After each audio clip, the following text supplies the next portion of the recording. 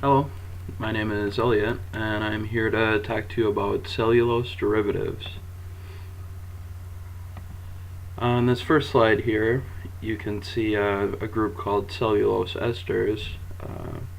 Cellulose esters are used to make items such as papers, coatings, explosives, and propellants, as well as plastics. Now, a common reaction is between dinitrogen tetroxide to create a fully substituted cellulose with nitric acid as a byproduct. On the next slide here we have something called cellulose ethers. Now cellulose ethers are used as additives in foods, paints, papers, building materials, and even more. It can also be used as a thickener, plastic films, and thermoplastics to cover products. The basic reaction to make a cellulose ether is between cellulose and a reactant in the presence of a strong base. The example below shows a reaction between cellulose and sodium hydroxide to form an intermediate species, followed by a reaction with a chloroalkane. Now on the next slide here I'd like to discuss a few pharmaceutical uses.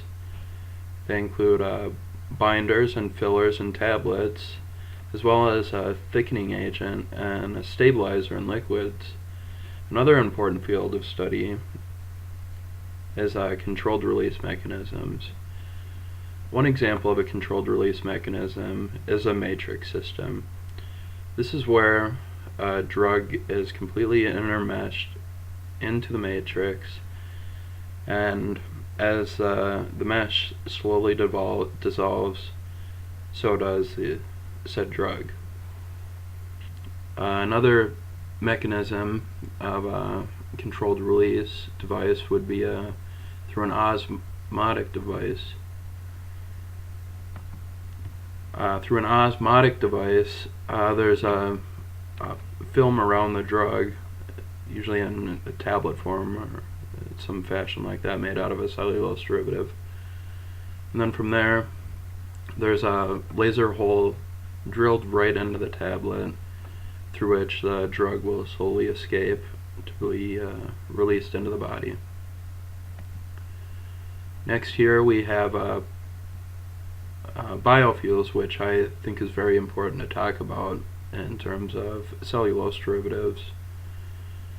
One method of doing this would be through a bacteria. This bacteria can convert nearly any form of cellulose to butanol. Now we've learned in class that there are some side effects with using butanol as a fuel that are being worked out. But another method to make fuel from cellulose would be through cellulosis. In cellulosis, you completely break down the cellulose molecule to glucose.